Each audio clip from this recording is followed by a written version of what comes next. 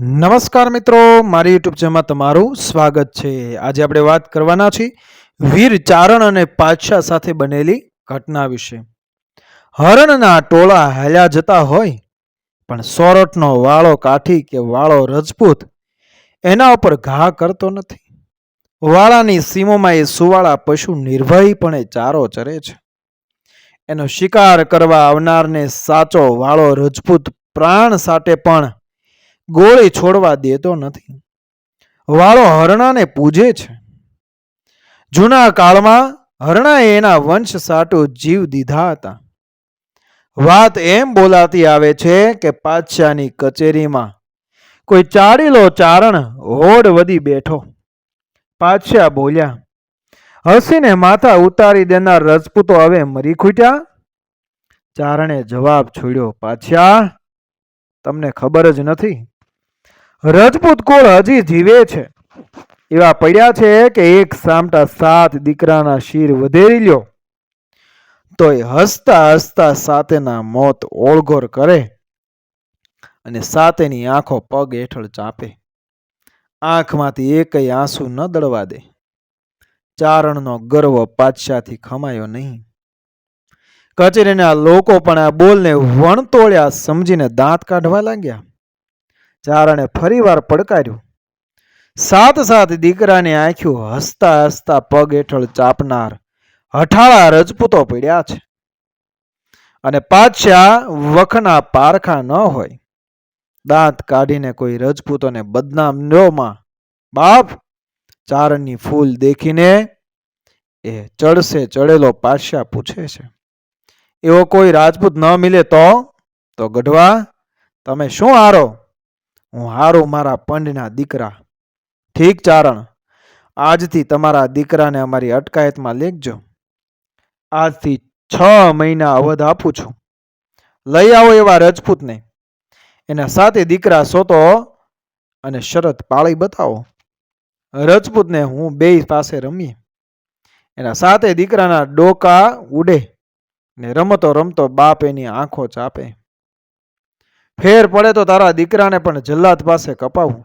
જા, ગોતી આવ. 7 પુત્રોને બંદીખાને સોંપી ચારણ ચાલી નીકળ્યો. ગામા ગામ ને રાજ્ય રાજમાં આથડે છે. ક્ષત્રિયો એની પાસે એક સાથે 7 પુત્રોના માથાનો સવાલ કરે છે. જે સાંભળે છે તે હાહાકાર કરી ઉઠે છે. પેટના દીકરાને કપાવી નાખવાનું કોનું હૈયું કબૂલે? ગઢવી કાઠિયાવાડના વડા ગામમાં આવી પહોંચ્યો. એ ગામમાં વાળો રાજ કરે છે. વાળાએ ચારણનો સવાલ સાંભળીને 7 દીકરાને બોલાવ્યા. 7 જણે શિર ઝુકાવ્યા. બાપુનો બોલ માથે ચડાવ્યો. 7 હસીને બોલી ઉઠ્યા, બાપુ, એમાં આવડી બધી સમજાવટ શા કારણે? 7 દીકરાને અને એના પિતાને સાથે લઈ ચારણ દિલ્હી નગરમાં મુદત પહેલા એક જ દિવસે આવી પહોંચ્યો. કચેરીમાં જઈને હાકલ કરી, જય હો ક્ષત્રિય જાતનો. પાતશાહ તાજુબ બન્યો. પણ એટલેથી ઠગાય તેવો તે પાતશાહ ન હતો. એણે 7 ક્ષત્રિય પુત્રને બોલાવી કહ્યું, આ મશ્કરી ન સમજતા. કાલ સવારે તમારા માથા આ કચેરીમાં ટીંગાતા હશે. 7 જણાએ જવાબમાં ફક્ત હસ્યા જ કર્યું.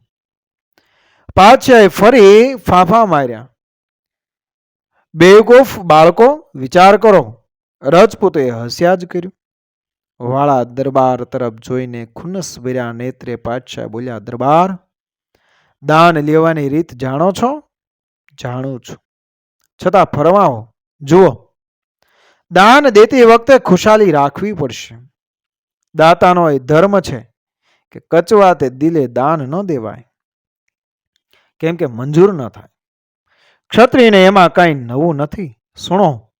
સુણો, કાલે સવારે આ મેળી ઉપર એક પછી એક તમારા બેટાઓને, તમારા દીકરાઓને ડોકા પર તલવાર પડશે. એ અવાજ તમે સાંભળશો.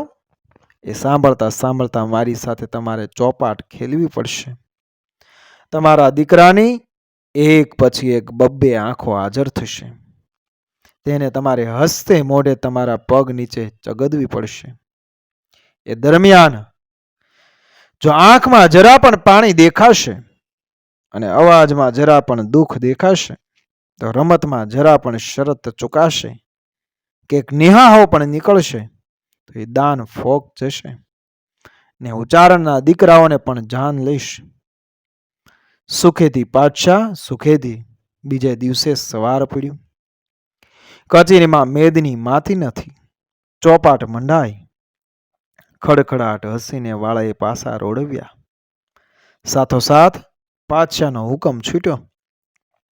ચલાવો કતલ નો પોકાર પડતા તો 7 ક્ષત્રિય પુત્રોમાંથી મોટેરાને ઉપાડી મેડી પર લઈ ગયા. ઉપલી મેડી પર ધડાક એવો અવાજ થયો, જાણે એક માથું પડ્યું. બે ઘડીમાં તો બે મોટી મોટી આંખો અને સાથે ચારણનો એક દીકરો દરબાર પાસે હાજર થયો. પાતશાહ કહે, લ્યો દરબાર, આ તમારા મોટા દીકરાની આંખો. દરબારે બે આંખોને પગ નીચે ચગદી.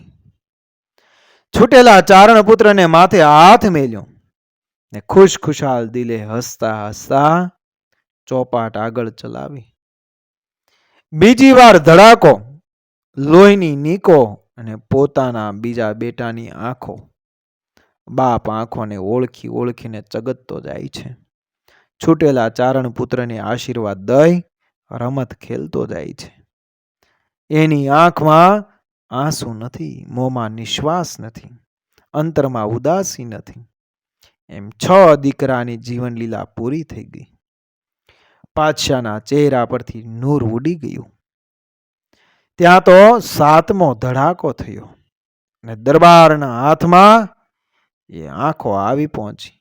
બાપે કચરી નાખી, પણ ઓચિંતા એની આંખોમાંથી 2 આંસુ છે એ દળી પડ્યા. અને ત્યારે બસ ખલાસ. પાતશાહ ઉકળીને તાળીઓ પાડતો પોખારી ઉઠ્યો. તમારી સખાવત ફોગ ગઈ. પકડો એ 7 ચારણોને ને ઉડાવી દો સાથેના ડોકા. વાળો રજપૂત ગરીબડો બનીને કહે, પાતશાહ, એ પહેલા મારી કથા સાંભળી લ્યો. હું રોઈ પડ્યો તે મારા દીકરાને માટે નહીં. ત્યારે આ નાનેરો બાળ મારો નથી, એ પરાયો દીકરો છે. મને વિચાર આવ્યો કે અરે રે, આ તો એક માણસનો જીવ ઉગારવા બીજા એક પરાયા બાળકને ને મારવું પડ્યું. મારે એક વધુ દીકરો હોત તો પારકા પેટની હત્યા ન થાત. એવા ખેદથી જ મારાથી રોઈ જવાયું. હું સૂરજની સાખે કહું છું, આ 7મો દીકરો તમારો નહોતો. સમજાવું, મારે 6 જ દીકરા હતા. એક દિવસ પરોઢિયે હું ગામને પાદર દિશાએ ગયો. ત્યાં એક બાળકનું રોવું કાને પડ્યું. જોઉં તો વડલાના પોલાણમાં તાજું જ જન્મેલું એક બચ્ચું સૂતેલું અને ડોકમાં એક ચિઠ્ઠી બાંધેલી. અને ચિઠ્ઠીમાં લખ્યું હતું કે આ ચારણનું બાળક છે. એના બાપને જોશીએ કહેલું કે દીકરાનું મોં જોઈશ તો આંધળો થઈશ. અમારું મવાડું અહીં નીકળેલું.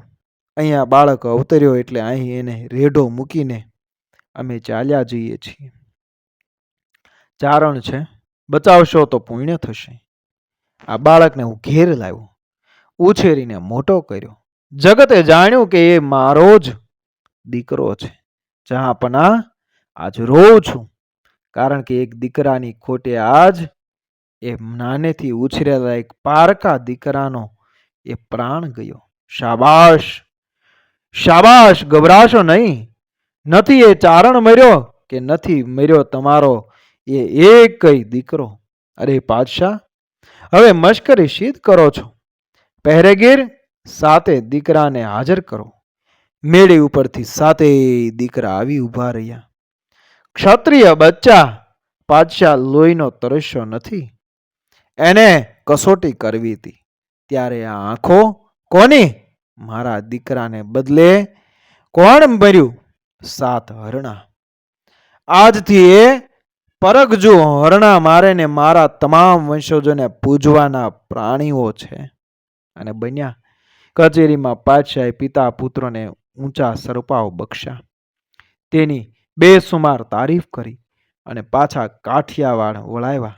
હજુ પણ એ રેઢા મુકાયેલા એ ચારણ પુત્રના વંશજો એ રેઢ નામ ધરાવે છે. ઝવેરચંદ મેઘાણી લિખિત સૌરાષ્ટ્રની રસધારમાંથી. મિત્રો, વિડીયો પસંદ આવ્યો મારી ચેનલ સબસ્ક્રાઈબ કરો, ફોલો કરો, શેર કરો. મળીએ આવી જ ઘટના અને પ્રેરણાદાયક વાર્તાઓ સાથે આગળના વિડીયોમાં. બન્યા રહેજો મારી ચેનલ સાથે. જય શ્રી કૃષ્ણ. રાધે રાધે. જય શ્રી રામ.